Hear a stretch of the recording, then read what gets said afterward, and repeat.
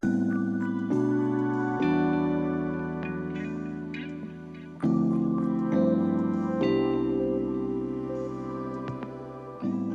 hello everyone in India and also Singapore. Thank you so much for having me. I'm really delighted to be here and to share my little story with you. So I'm Lesley Renton. I'm 55 years old and I am a global marketing and event specialist. So I've spent 32 years working in London, Indonesia and also Singapore. And I'm in Singapore right now, by the way. So let me tell you a little bit more about me. So I'm probably defined as a diagonal thinker. So I am both a strategist and creative. As I said, I've worked for 32 years. I've had 13 roles, and those 32 years can be divided into 6 years in advertising as a suit, 19 years in marketing, rising through the ranks, becoming eventually the director of global marketing, and a real leadership role for a growing company, both multinational and also rapid growth startups. And I've also most recently been in events and brand experiences for the last 8 years. I'd always done events as part of my marketing role, and somehow I just instead of turning left, I turned right and sort of ended up in the brand experience industry for a long time. But brand experiences are obviously a critical part of marketing. I've done roles on the agency side and the client side.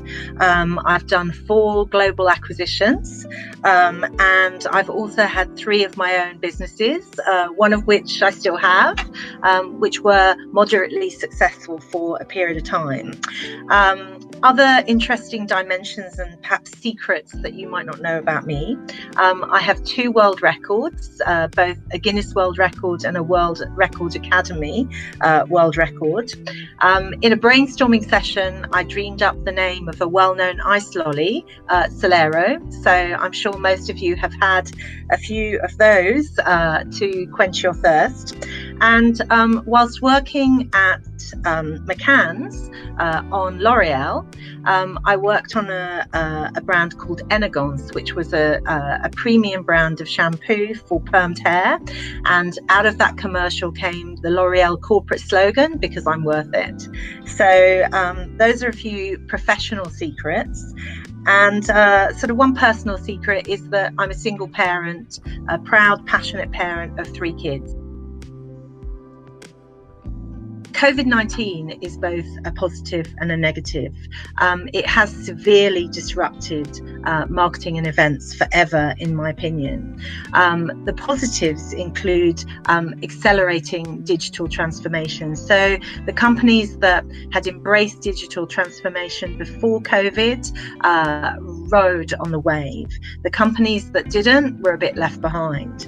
And the companies that hadn't embraced it really hurriedly embraced it and put a lot of measures in place to accelerate and bring on digital transformation like never before. I think another thing that we saw, and the brands that did really well, were the companies that put the customer in the middle, who communicated with the customer throughout the whole pandemic journey and were empathetic and mindful of the kind of national mood and the impact of COVID-19 on the national psyche. So that empathy was really, really important. The companies that cut their spend, I think they'll regret it, although it's understandable. But the companies that actually spent their way through the pandemic, I think they will definitely see some great results. The other thing that we saw, which was a real disruption, was the move from bricks to clicks. So people that had never ever bought anything online started to buy things online, and they formed a habit. So they weren't weren't just buying things online for the COVID period when everyone was, under stay at home. They have now forged a new habit, and as a result, so many stores are closing. But retail and purchasing has become so much more efficient, and the supply chain has become more efficient as well. I think, what we're going to see now that's going to be very interesting is recovery marketing. So everyone talks about, that great Winston Churchill quote, never waste a good crisis. And I think, what we should all learn from COVID is, the positive things that came out of the disruption. And I think we shouldn't necessarily go back to where we were before. I think we should embrace change, evolve and adapt. Content marketing is absolutely key going forward. And when everyone was online, and not able to go out, everyone was just consuming a huge amount of content. So we have seen, how strong and powerful content marketing can be, and also social selling. So I think we're going to see a lot of, marketing recovery with some of these things going on as we go forward in the new era of marketing. And in terms of style and tone, I think there's a lot more empathy. I think brands that are more purposeful and more creative will also come through this relatively unscathed and much stronger as well. But we've seen a massive pivoting towards digital and the new technology that's come online because of that. And what virtual and digital events have proven because of COVID is they're very scalable, they're very efficient, they're very rapid to arrange, and they're very successful at converting customers and shortening that customer journey. We also all Zoomed, and the impact of everyone Zooming is that everyone's become very familiar with live events. But having said that, we will now have a much higher expectation of virtual events that are organised by professionals, and also live events if we have to get on a plane to attend them. I think what also came out of all the Zoom meetings is more authenticity. So people loved it when they see TV presenters, for example, presenting, and suddenly the cat jumps on their lap or the kid comes into the room. Real honesty, and how those moments get sort of worked into the entertainment as part of the experience. I mean, the obvious one is the rise of hybrid and virtual events. That isn't going to go away, and that's going to be something that will always be part of event strategy going forward, even if there's a live event. I think consumers will have, or delegates will have, higher expectations of live events. If you want them to get on a plane, what are you going to give them that is so much better and worthwhile than they will get from a virtual experience? And I think virtual events will get better and better. I think they'll get more creative, more experiential. I think it's all about activating the audience and making sure the audience isn't passive by giving them lots of things to do. I think content can be personalized, and everything will be trackable. So when we do a virtual event, we can measure everything. So we know the high points in the programming, we know the consumer journey in terms of the content, the downloads, etc. So I think that's going to really be quite revolutionary going forward, and it will make our event strategy even better.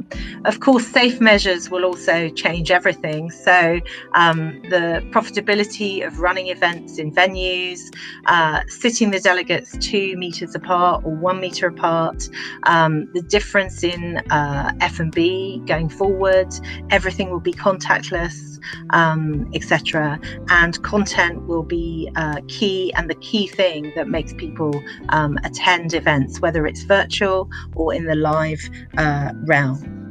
And I think venues will also be adapting and pioneering. So last week we saw Marina Bay Sands. They've opened their own hybrid studio. So they have an immersive screen and floor where it takes the whole experience more experiential. They have digital technicians that can amplify the experience to millions of people, so it's highly scalable. And they have event tech that we've never seen before in terms of holograms, AR, MR, and a whole load of techno whiz innovations. So it's really, really exciting. And kudos to MBS for actually taking such initiative. It's the first of its kind, and it wasn't actually created by an event company. It was created by a venue. So I think that's really exciting. So a few takeouts from my own career journey. I think, dream big. Never believe in no or can't. And if someone tells you can't do something, prove them wrong. I think there are many paths to success if you have talent and if you have qualifications and training and most importantly passion. So my own career journey was quite varied, from agency to client, from multinational to hyper growth startups, to also working for myself, it isn't the conventional career path, but I have been privileged to have some really awesome roles, in my opinion. I think the most important thing is to pick the right career, and I definitely by luck or judgment picked the right career. And if you pick the right career and you love what you do every day, really you never work a day in your life, and someone pays you for it handsomely. So, pick the right career. If you're not quite sure, work very hard at coming up with the right, career for you before you actually spend your valuable life and your valuable time investing in it. I think be a lifelong learner, because marketing and events and so many industries post COVID-19 are going to massively change. They're going to massively re-engineer. The jobs on offer are going to be very different. So I think you've got to invest in yourself in training and development constantly, and research widely and read the trade press in order to keep yourself, evolving and relevant. Embrace change with two hands, because the world is always going to be changing. And if you're afraid of change and you're not part of it, you're going to be left behind. And digital transformation is going to be a massive accelerator of that change, from AI to VR to MR, to so many other new digital platforms and digital opportunities. So read widely in order to develop your knowledge and be part of that. Judge your success by your client's success, your team's success, and the people that you mentor's success. It's not about you, it's about us.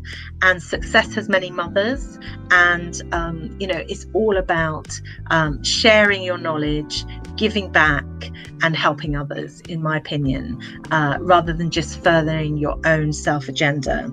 And power your career with passion, and with hard work and dedication, because that is the only way to get on. And it's all about consistent performance and results as well. Be proud to be a successful woman. Success should be celebrated. I'm sure a lot of people have also helped you on your journey, and they should be remembered. But I do think that success can be hard. Success can be lonely if you're a woman. Success can be challenging if you have an alpha male partner.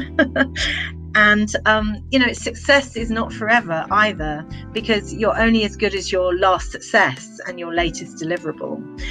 So you can never be complacent. I think to be successful also, you have to be prepared to sacrifice. And sometimes that can be tough on relationships and family, but sometimes it isn't. But I think, you're constantly juggling between work and family if you are a woman, inevitably. I think it's not about gender. it's about talent and skills, and it's about results and contribution. So dream big, get qualified, get educated and experienced, and make sure you play your part. I think it's about being open-minded to every opportunity and not making up your mind immediately, but be open to trying new things, be open to adapting to change, be agile. Because I can definitely tell you, the making of me was probably going to Indonesia, even though it was highly dangerous, even though I was one of 10 working women in Jakarta at the time and working for Sampurna. And that experience probably shaped and defined me beyond anything else, and it gave me a lot of opportunities as a result. So don't be scared to try new things and take a new adventure, work internationally, and adapt and be agile. I think also be courageous in your career choices. So if a job really interests you, even if you're not 100% qualified in that regard, be prepared to train up and be courageous in your career choices. It could be an emerging business, it could be a new category or emerging role. If you really want that job, go for it and show people why you deserve it. I think the importance of network is really important. So, it is a true fact that most female-orientated businesses fail faster than male-orientated new businesses. And there are fewer women in leadership roles in just about every other industry. But that is changing. Diversity is now a massive policy for driving growth. There are more women in senior positions, and I think women have to network the network. So I'm very delighted to help other women succeed, develop their career, grow their capabilities, and I'm involved in a number of mentoring programs as a result. And the last two thoughts is really, one of the things that really drives me to develop my career and to grow as a leader is to be a great role model for my daughter. I want her to have a strong work ethic. I want her to have strong career women to look up to, and I hope that I can perhaps be one of them. And lastly, the mantra that has always driven me forward is regret not what you have done, only what you have not done yet. So every day yields a new adventure in business, a new challenge, a new deliverable, a new problem to solve, a new client to impress. So I think just get as much as you can in terms of contribution every day within your role, within the company, and within your team.